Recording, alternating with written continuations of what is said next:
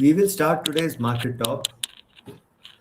Truce running since April between US and Iran was always more fragile than markets were pricing.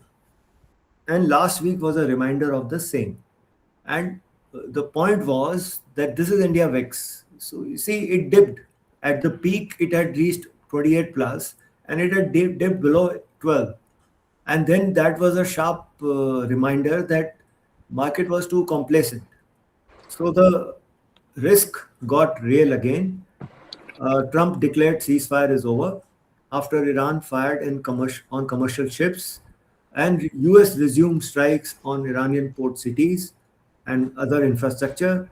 So the crude prices went up and stocks fell worldwide. So it is becoming predictable now, and this will just continue in the same way for every trigger. Please switch off your volumes. Uh, so, market outlook, as Trump sends volatility higher again, what strategies should investors adopt? So, it is going to be short term volatile. Crude sensitive stocks remain volatile with geopolitical headlines. And if you saw, crude went back to 80 odd and then it has come down to 76. So this volatility will start impacting, it impacted equities, it impacted gold, silver, interest rates, uh, bond yields, everything. So tanker owners have become cautious, raising fears of shipping disruptions and higher freight and insurance costs. So whatever may be the traded value of this crude at 76, 78, 80, it makes hardly any difference because if the oil is not flowing, crude doesn't flows because the cost of shipping goes up, then then all these things make no difference. The traded price of crude is immaterial.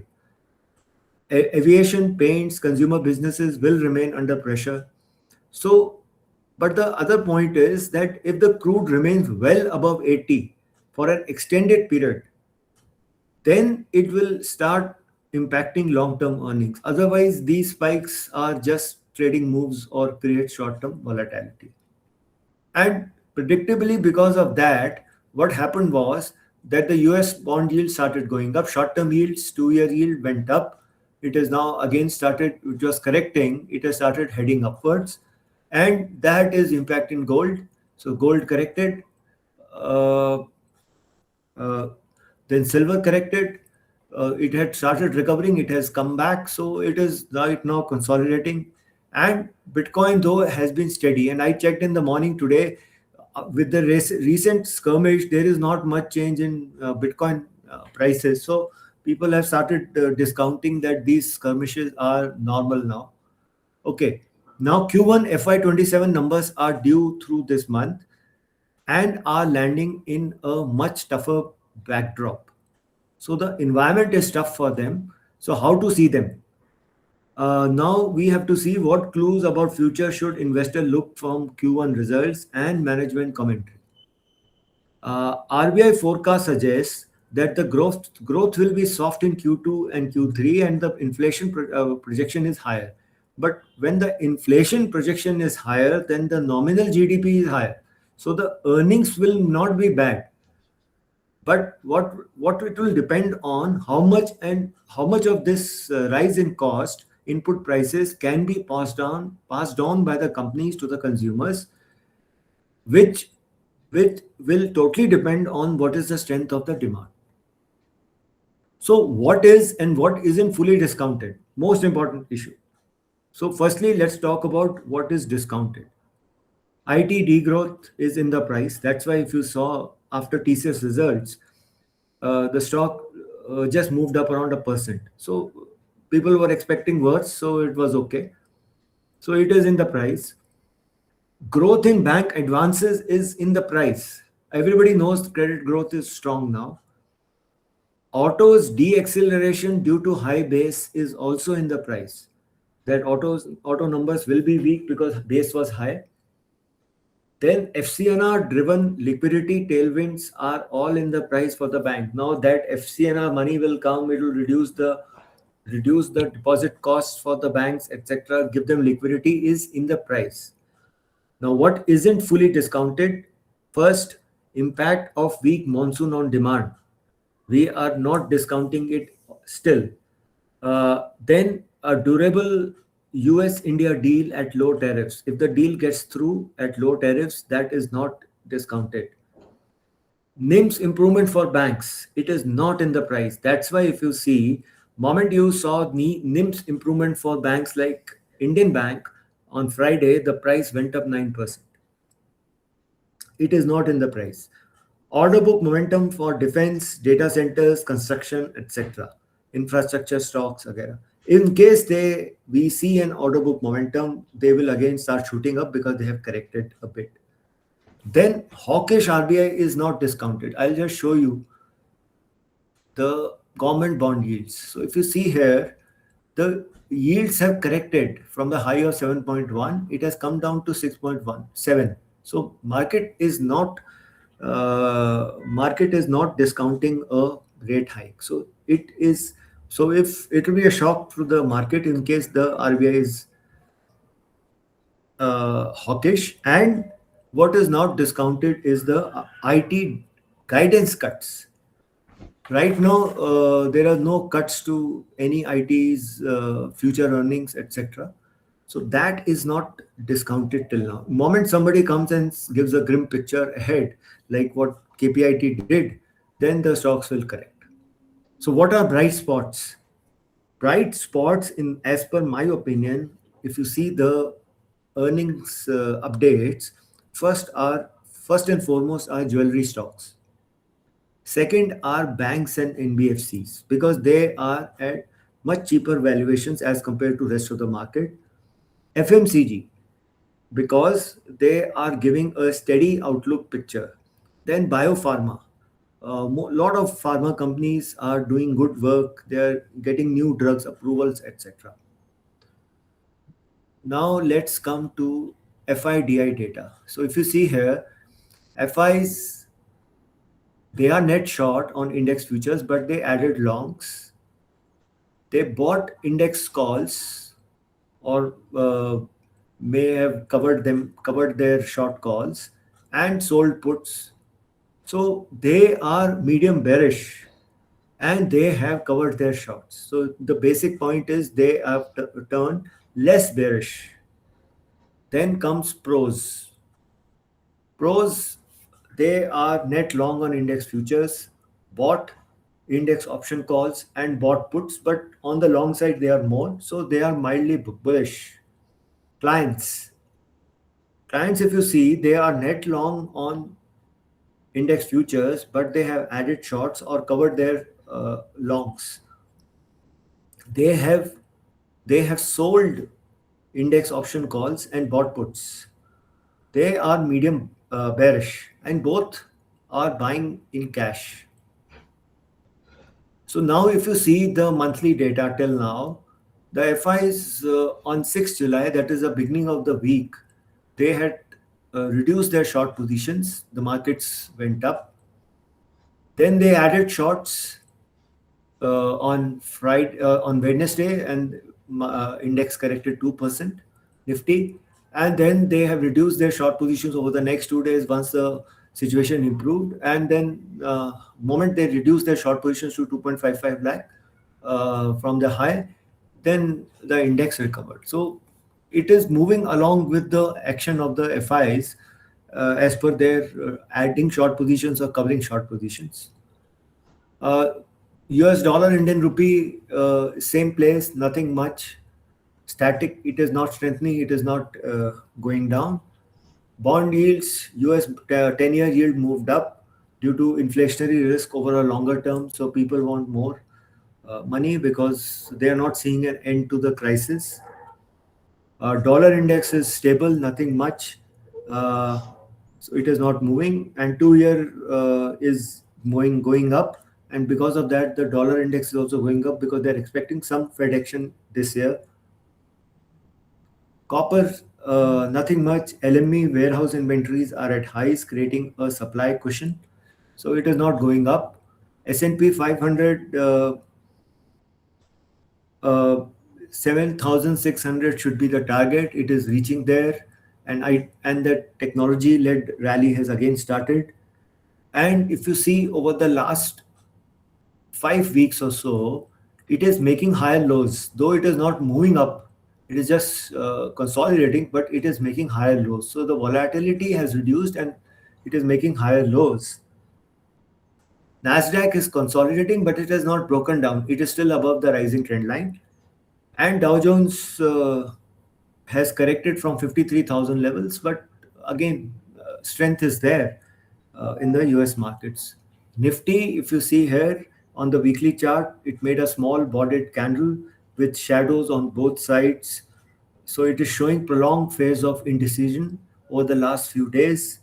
Uh, if you see here on the daily charts, from the lows it made on Wednesday of 23,800, it just moved up. Now it is above the 100 EMA, and it is trying to take out this 200 EMA. Moment 24, 300, 400 is taken out. It can test that previous high of 24,600. So if IT, because the reason is both IT and banks are outperforming, so resistance should be around 24,500 to 24,600, and support, as it is evident, is 23,800. The reason is the strength in Nifty is because uh, IT is recovering from the lows. It is not outperforming as such, but it is recovering from the lows, though it remains weak.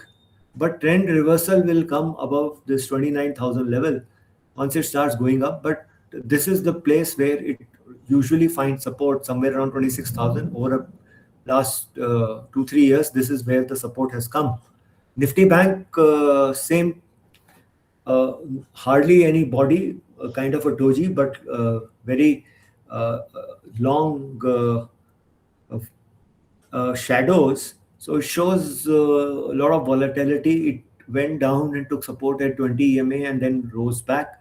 So for here, I think 59,000 should be a possible target, and support at 57,000.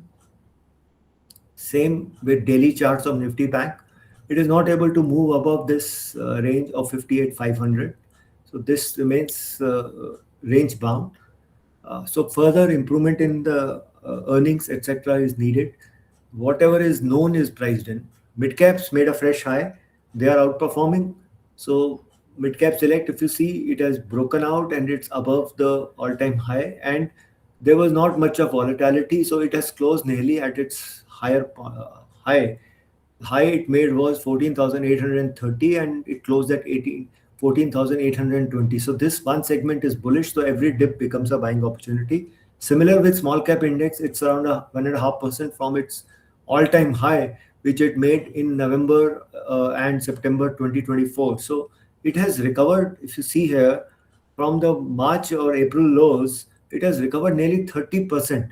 So this these two segments, mid caps and small caps, are the ones which are doing well, and this is where the Indian retail is invested. So portfolios have to be doing pretty well from here. HDFC Bank consolidating has to trade above 814 odd level for a further move to 850 odd. So it is now waiting for its earning. Similarly with Reliance, it has bounced from the lows. So let's see if it is able to go and take out this 1320, 1325 level. Again, it will depend on earnings. HDFC Bank earnings are next Saturday. Five banks, I think, are coming on next Saturday, so it will be interesting Monday. Now I'll cover two stock. First is Aquis Limited. Recent listing. It's a precision manufacturing company focused on commercial aerospace components, supplying parts and assemblies across key aircraft subsystems, while also serving select consumer segment through its integrated manufacturing capabilities. It enjoys a tier 1 supplier status with Airbus and Boeing, alongside long-standing relationships with Safran, Collins, Spirit, and Honeywell. Its manufacturing footprint spans three leased clusters in India: Balagavi Aerostructures, Hubli Consumer Electronics, Non-Stick Cookware, and Kopal Toys, and two international facilities acquired through M&A in Cholet, France, and Texas, US. It is India's only vertically integrated NADCAP certified precision aerospace SEZL at Belagavi. The 18 to 36-month customer qualification barriers means these contracts are highly sticky.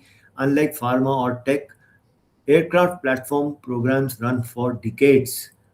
So keep this stock in horizon for that. It is one of the largest portfolios of aerospace products with 5654 SKUs. Recently, it announced expansion plans in aero engine and landing gears to increase its total addressable market and wallet share beyond aerostructures.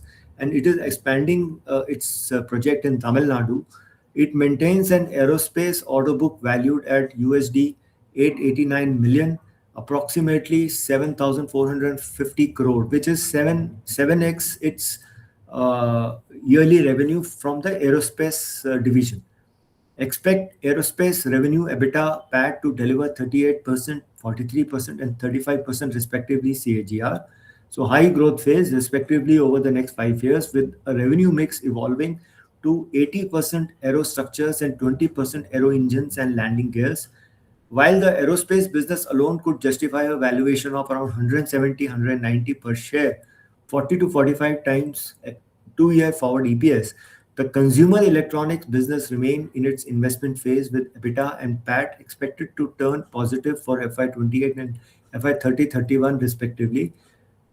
The problem is machining, forging, aerospace grade surface treatments require constant maintenance capex and intensive working capital cycles, keeping fresh cash flows constrained. So you have to watch for debt and cash flows.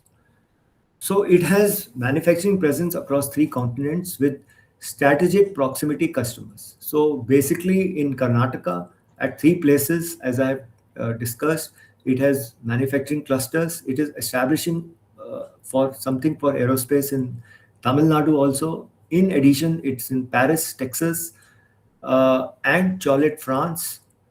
Here, it has machine parts and assemblies for aerospace industries, and machining, assembly, fabrication, and testing for engines and landing gear capabilities in France. So it is basically closer to its US based clients in Texas and closer to Europe based clients in France. So that is the basic thought process. So in aerospace segments, which contributes 85% of the revenue, it has a largest portfolio of aerospace products in India, covers 5654 SKUs, all high value added products, and 100% in-country value addition for select products. So for all single aisle and long range aircraft, it provides key customers: Airbus, Boeing, Safran, Collins Aerospace, and Saab. Now for consumer segment is 15% of the revenue. Core capabilities within the aerospace segment to manufacture consumer products now. So they are using those capabilities. They are into three parts: consumer electronics, electronic components, components of portable computers and smart devices, then plastics, toys, and consumer durables, non-stick cookware, etc. So they are trying to get into this part of the business. Now, if you see here, earnings, Q on Q, the revenue was up 47%, EBITDA declined 23%, and it suffered a net loss. I'll explain to you what is the reason. And for the full year, the revenue was up 33%, roughly 1230 crores. EBITDA was up 43%, though for last quarter it had dipped, but overall it's okay. So if you see here, business segment wise revenue, FY26, 85% is from aerospace and the balance is from consumer, which has, so they are trying to increase their consumer business. So that's why improvement is coming. And 88% from exports, 12% domestic.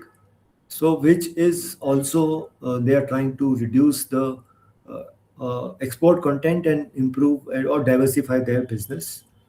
So, if you see here, segment wise update aerospace, uh, Q4, if you see year on year 29% revenue growth, Q on Q 13%. EBITDA nearly doubled for year on year and 60% up. So this part of the business is doing well. FY26 revenue growth is 27% and EBITDA grew 76%. Hence, this is where the value lies in this business.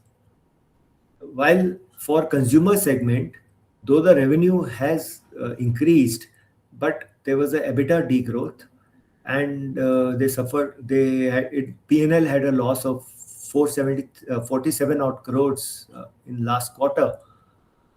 The revenue has jumped 84%. They're trying to grow this business, though there are EBITDA loss.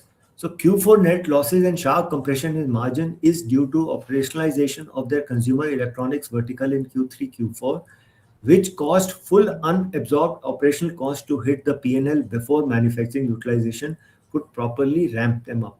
So they are spending money on the consumer part and trying to grow that. Hence, there was a loss because the spending was put into P&L. So key metrics, debt has reduced, net debt to equity. Fixed asset turnover has declined because they're creating more facilities, so it will take time to ramp up. Net working capital days have gone up. ROE has improved actually from -14, it has become -7. ROCE is improving. Segment-wise, ROCE aerospace has improved, while consumer is bad because of the losses which was put into P&L. All the spending on the infrastructure, and aerospace is improving to 20% ROCE. So what is they are claiming is why the stock got excited was they are saying that they are poised for 7x revenue and 20% ROE by FY31. So what they are saying is that 5x growth in aerospace revenue and 15x growth in consumer revenue. This is what they are targeting over next 4-5 years.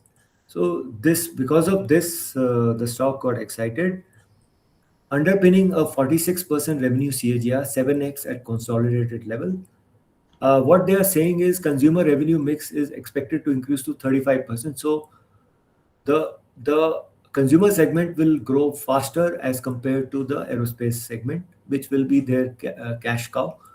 So overall, FY26, if you see, uh, they were EBITDA positive in aerospace segment.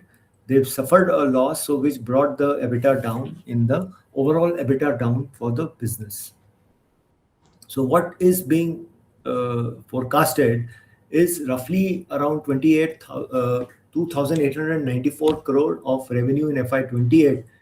So strong revenue growth is being forecasted over a so what is being so you see FI is 27, 50%, 53, 52, 46. So roughly 50% revenue growth CAGR is being forecasted over a period of time, next 2-3 years, and EBITDA is likely to double uh, over the next 2-3 years, etc. So this is the point. So if you see the from net loss, EBIT and EBITDA will become positive in FY28, and the net debt to EBITDA will come down, though FY27 will go up.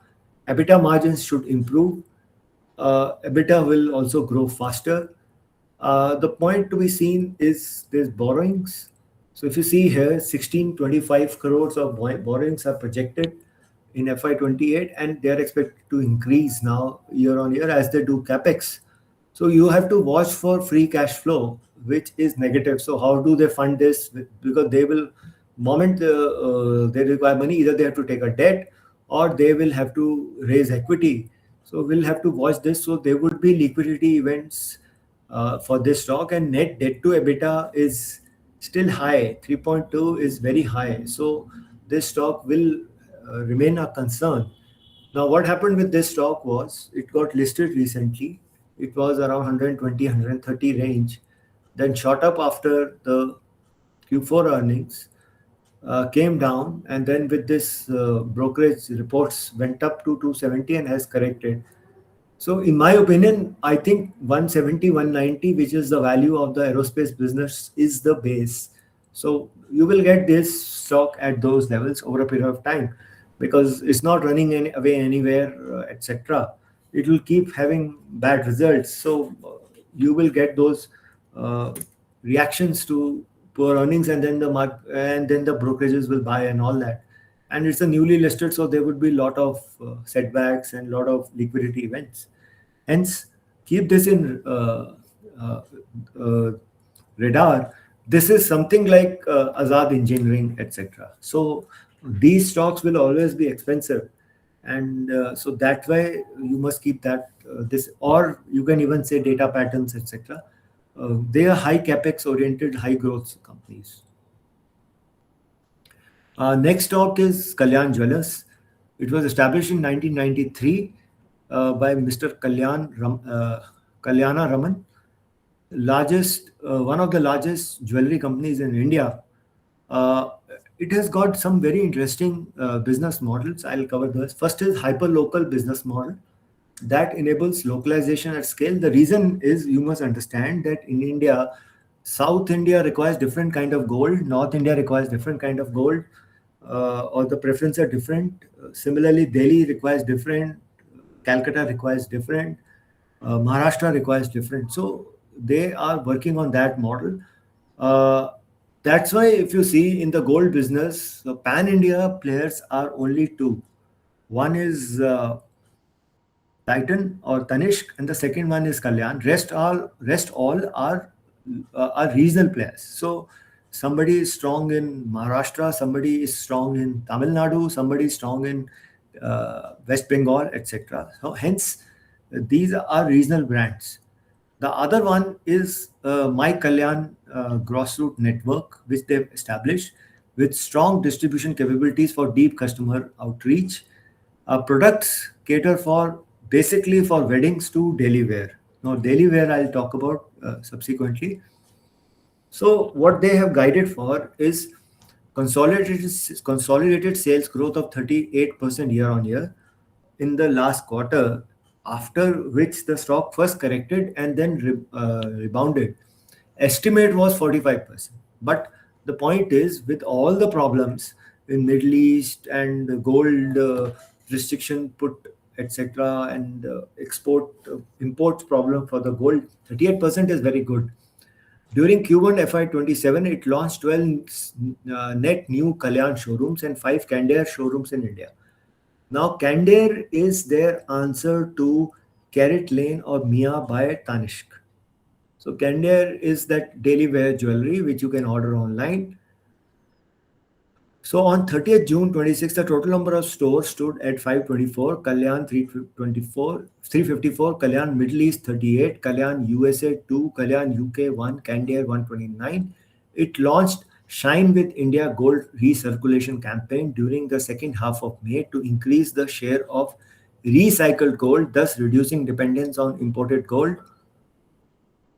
Within the Middle East, Kalyan's revenue jumped 30% year on year to Q1 FY27, driven mainly by same store sales growth, despite the adverse impact on footfall during April due to geopolitical tensions in the region. So Middle East, 30% growth in an adverse environment is good. Candere recorded a revenue growth of 112% year on year in Q1 FY27. Shift to franchise-owned company-operated model has fundamentally unlocked capital efficiency. So there, it is not coming into their book, the capex cost. Trades at massive structural discount to its primary peer Titan.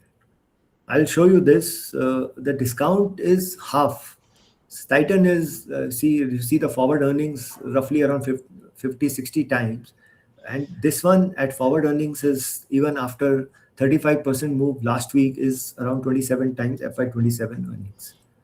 38% growth rate despite the Adhik Mas, because the whole Adhik Mas last quarter came in Q1.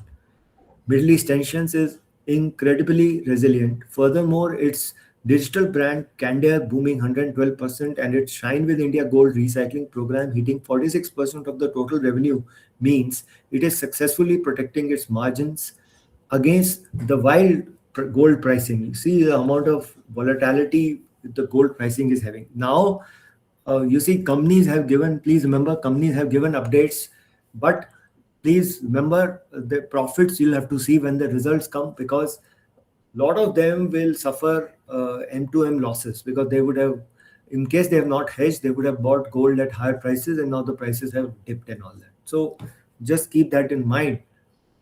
So if you see, this is the India's jewelry market. The main issue why all the listed jewelers are doing well is because there is a shift to organized retail jewelry to continue. So now in 2025, it was 40% from 5% in 2000. So the organized jewelry is taking the market share from the unorganized jewelry. Wedding jewelry still dominates the industry. Wedding wear is around 60%, and no wedding has stopped. So this will continue. Then daily wear and fashion wear. It's the second largest gold market in the world, highest component of retail consumption. Uh, Localized consumer preferences, hyperlocal nature. This is what I mentioned. 70% share of gold jewelry out of the total gold demand. Uh, no inventory obsolescence risk, given recyclability of jewelry. The Rural India has higher demand, 60% sale is to irrespective of the income levels, and 40% to urban India. And South constitutes largest pie in Indian jewelry market. South is 40%, while North, East, and West are just coming up now. But South is the biggest market. Now, Kalyan is a pan-India player. So if you see, they have stores everywhere, Kalyan jeweler stores and Candere stores. So retail space is pretty big, and they are in all parts of the country, and 8% showrooms are outside India. Pan India presence basic 70% non-South India, so 30% is in South India, metros, non-metro, etc. So they have 7% organized jewelry market share. Now, what they are doing is hyper-local jeweler helps build a large customer base. Now, say in the Mumbai region only, so if you see Borivali, Gujarati and North Indian, Thane, Maharashtrian, then Vashi, South Indian, and Ghatkopar, Gujarati. So you see, requirements are different in every part of the Mumbai region only.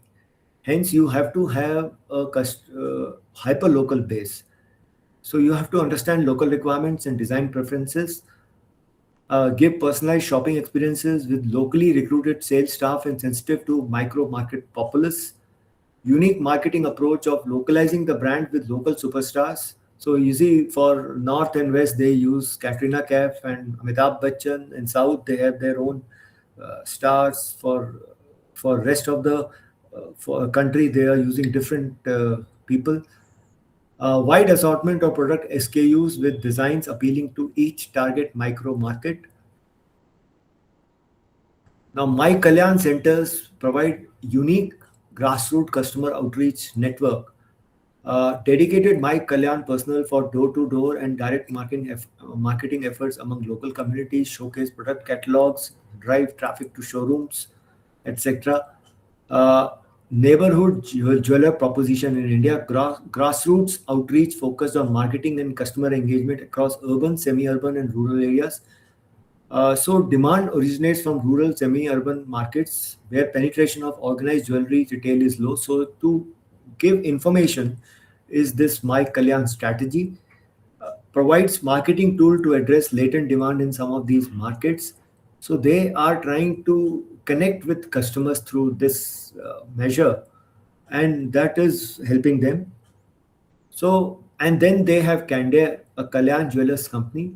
Uh, Basically, it is they have various showrooms and strong user loyalty on leading marketplaces, Amazon and Flipkart.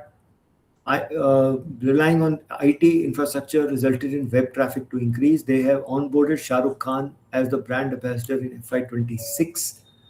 So it's a fully commercial e-commerce website, and through which they are able to increase their range, basically for daily wear jewelry, etc., and lower carat ones. Sorry. Now, if you see the earnings, you see they were projected to increase by 45%. They have guided for 38% only. So this should go down. But net sales are expected to go up around 25 to 30% over FY27, and EBITDA is expected to go up around 23%, and PAT is expected to be around go up 30%. So even if they do 1800 crore PAT in FY27 at 30% growth, right now their market cap is 49,174 crores. So 1800 crore PAT at 49,174 crore gives them a PE, estimated PE of 27x. So this is below 30. They are growing at 30. So the peg is below 1. Hence, it is not expensive.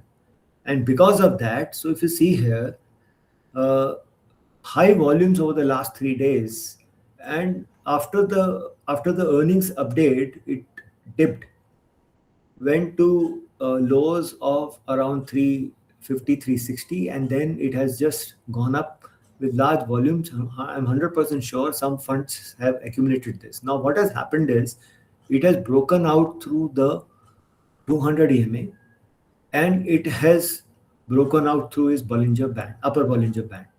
So that is a big positive. So, in my opinion, it should retrace a bit, but that becomes a buying opportunity because there is increased volume. So that means there is accumulation taking place. So stay invested and use every dip with a stop loss of around 425, 430 to keep buying. It can initially go to this level of 520, and then it can go to this 600 odd levels very easily. So right now there is some value here. So just keep that in horizon. I have finished. We'll take questions now.